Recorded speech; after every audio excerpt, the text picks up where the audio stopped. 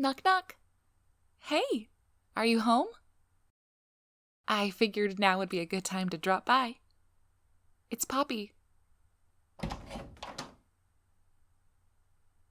Oh, it's so good to see you again. It's been entirely too long. And to think, this time we're meeting back at your place. How did I get so lucky? Ooh, there are so many fun decorations. You mentioned that you were really into this on our first date. You really weren't kidding, though. You really are into it. I have to say, I didn't take you for someone to keep your place so clean either. It's spotless in here. You've earned yourself some points. Well then, it's been so long since our first date.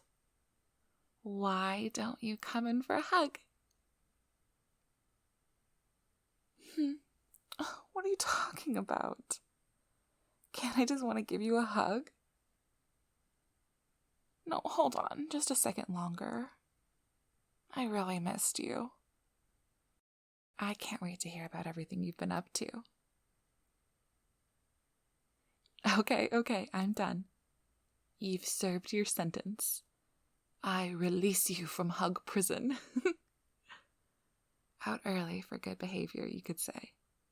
But don't mess it up. That's a big responsibility. Right. Well, now that I know we're in the clear, answer me this. Did anyone find out what you were up to at the VSSCC? I have my methods of keeping track of you. You don't need to know, it's terribly boring, it's just part of the job. And I've been doing this job for far too long. Good. I didn't think so. Nobody seemed to be following you back home, and I doubt they would just let you walk away if they suspected anything in the slightest. Why, yes. I did say nobody else. You can't possibly be surprised that I've been keeping tabs on you. Especially considering our complicated first meeting. I'm very thorough.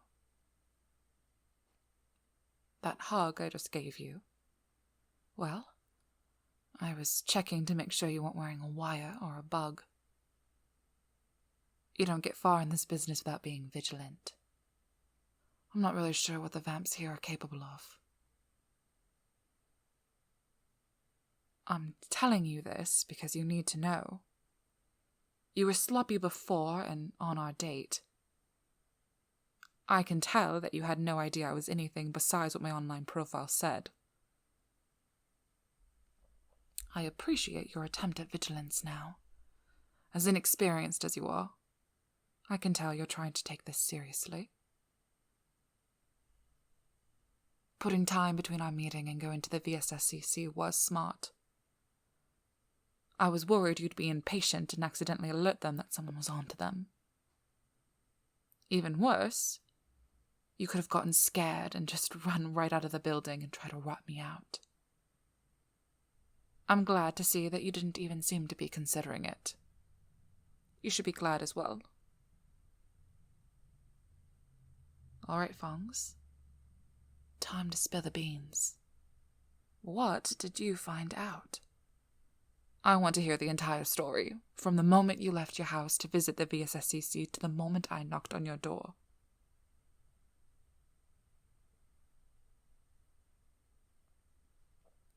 Well, did you find out who was in charge? The council wouldn't let something like the VSSCC exist without someone they trust running it. Dorothy? Did you find out anything about her? She what? No. Are you sure about that? Did you see it with your own eyes? Vamps can't hypnotize other vamps. The amount of power she would need would be... Unheard of. It would be like a snake poisoning itself with its own venom. I've never heard of such a thing before. And it means we'll need to be especially careful moving forward if that's an option if we're discovered. Have you ever been hypnotized? It's not pleasant. Losing autonomy, well, it can be a fate worse than death. Dorothy having abilities like that would also explain why people have lined up to be a part of this. If the people are being hypnotized en masse, it would also be understandable as to why no one is talking about it, and why everyone is giving the same answers when asked.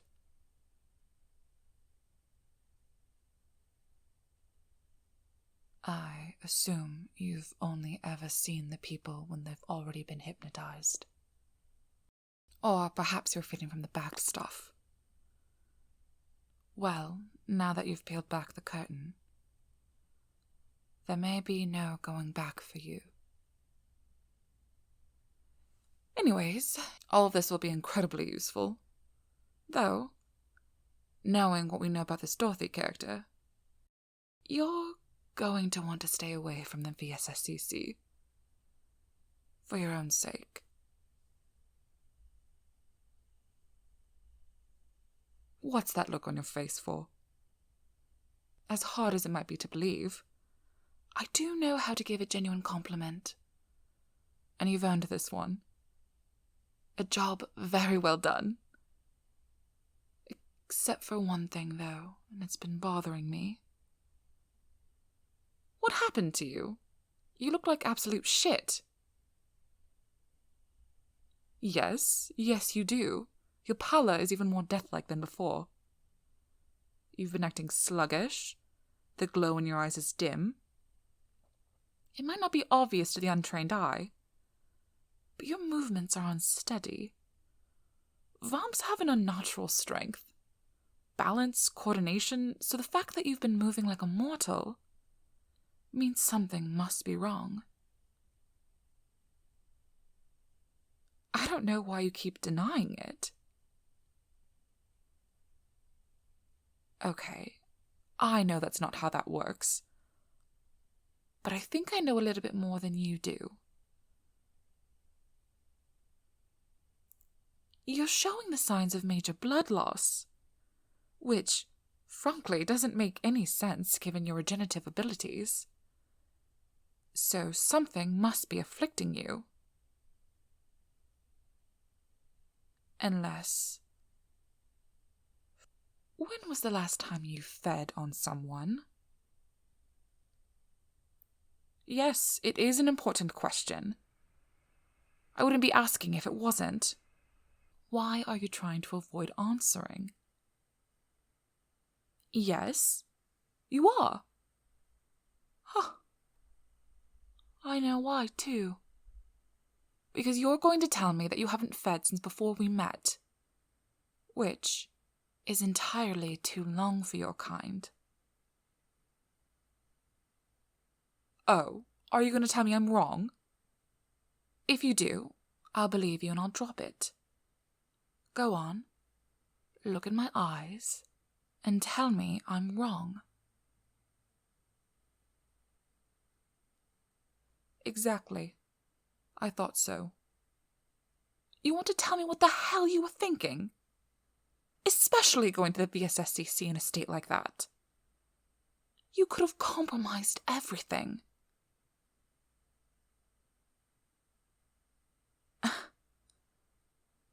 All right. I suppose I can't be angry at an answer like that. I appreciate your concern for the ethics of feeding on mortals. Albeit, I'm also a bit surprised. I've met a lot of vamps, and some have been like you. But most are just looking for any way around the rules that the Sealies forced upon you. I've heard about Ashwood and its vampire population. And, well, it's not something I expected from you as a vamp who's been here for so long. So, kudos for that. However, what I can be angry at is your decision-making. You just walked right into the VSSCC to gather information, to investigate and skulk about the building that's filled with some of the most dangerous creatures known to Ashwood. You went in there knowing you were hungry, knowing it could affect you both physically and mentally.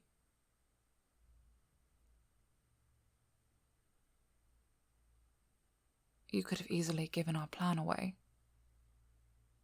Given away my existence. You could have been captured. You could have been tortured. You could have been killed.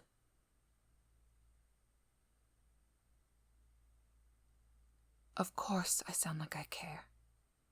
I do. You stuck your neck out for me.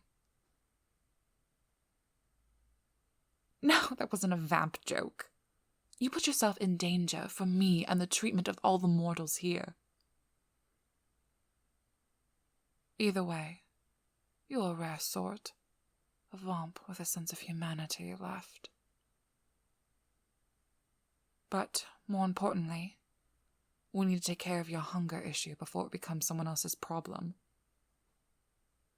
Anything that's hungry enough will become desperate, no matter the morals or willpower. Of course I know a solution to your problem. And it doesn't involve the VSSCC or hunting. Nice guess, but no. We're not going to rob a blood bank. There's one way that you can feed and it not be a problem. There's one way you can feed and it not be a problem. You just have to feed on someone willing. Your need for blood isn't the issue after all. It's simply how it's attained. Now, I know there are plenty of people willing to be bitten for whatever godforsaken reason. But it may not be wise to go out and try to find someone while you're in this state.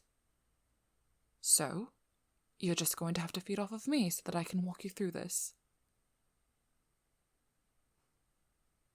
You can stop staring at me. Yes, I said I'd let you feed off of me. This way, if you start to lose control, I know I can stop you before it gets out of hand. There might be a reason why I sound like I'm speaking from experience. But that's not important. Now, do you want to feed or not? Oh, Fangs. No, back away from the neck. There's no way I'm letting you anywhere near my face with those teeth of yours. You'll feed from my wrist. Come here. I'll get you into position. All right. I'm going to walk you through this step by step.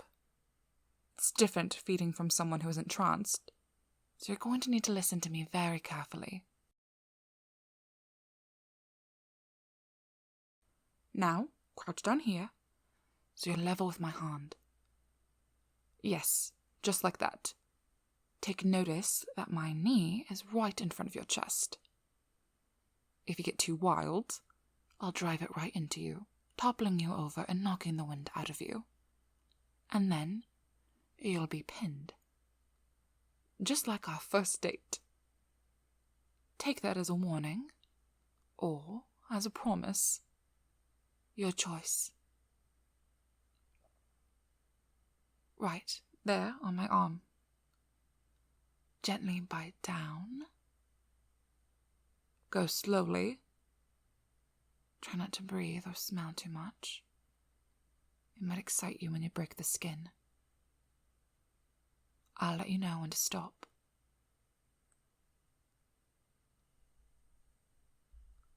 Okay, that's enough. Let the blood flow naturally into your mouth. Try to let it trickle in slowly. Don't try to draw it out on your own. Once you start feeding, it's going to feel warm. Very pleasant. You might even feel like you're lightheaded, like you're floating on clouds. As you continue to drink, you'll need to stay grounded. Focus on my voice. Listen to my words. Let your body grow adjusted to the fresh blood. Allow the initial wave of adrenaline to wear off before we actually begin. We don't need you to get excited. Just stay calm and listen to the sound of my voice. All right. Sink your teeth in a bit more. We're going to increase the flow for you to feed.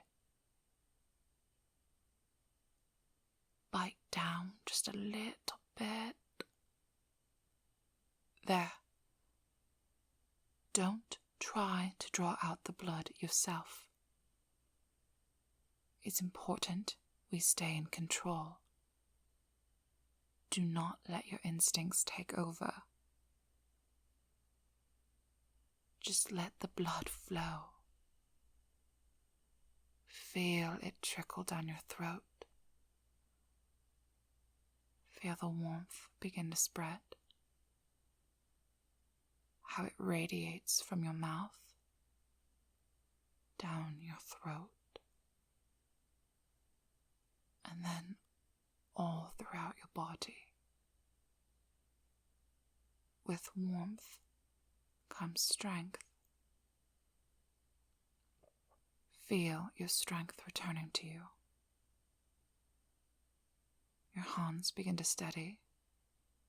Fatigue, weakness melt away. Now, listen to me. You've had enough. I need you to stop. You need to pull yourself away slowly. Fangs, can you hear me? I said you need to pull yourself. I said you need to slowly pull your teeth from my wrist.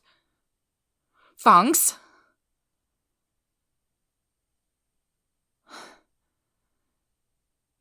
You worried me for a second. Glad to see I didn't have to resort to anything drastic. I'm just glad it worked out this time. It's not your concern right now.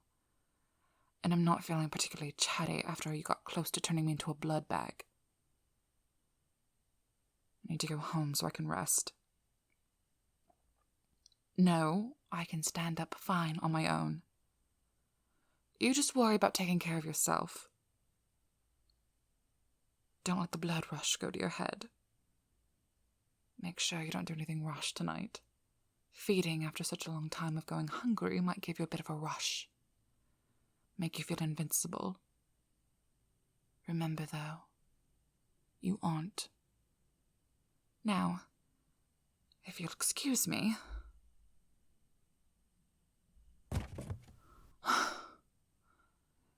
Good catch. No, you can just let me go. Blood loss tends to make people dizzy, but I can manage just fine. It's not fatal, and I've dealt with worse. Don't give me that look. I know that look because I was giving it to you not a half hour ago. Fine. I'll let you walk me to the station. I might have let you feed on me, but there's no need for you to know where I'm staying while I'm in Ashwood. Right then. Ready?